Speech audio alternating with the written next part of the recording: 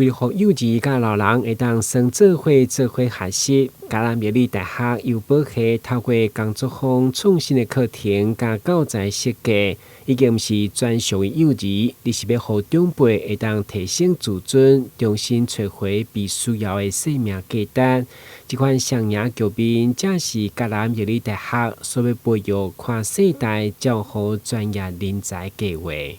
這個生命的交流過程中，長者可以發現自己生命的價值，然後呢，幼兒也可以去學習怎麼樣去跟長者互動。那我們這個人才培訓中心就是希望可以培養這樣的人才，讓這些人可以在幼兒園裡面協助幼老共學活動的進行。嘉南美麗大學除了透過幼腦共學工作坊一步一步培育政治老師，嘛要正式宣布甲教育部大學社會責任的幼腦共學實踐計劃團隊合作，成立南部唯一的人才培育中心。3、2、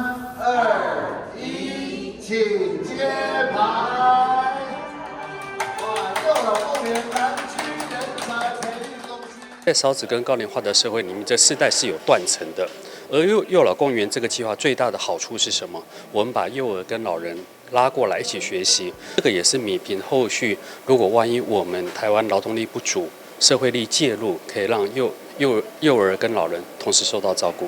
雖然只是簡單的告白，不過卻象徵台灣代間教育的發展邁入新的里程。台南新聞軍集採訪報道。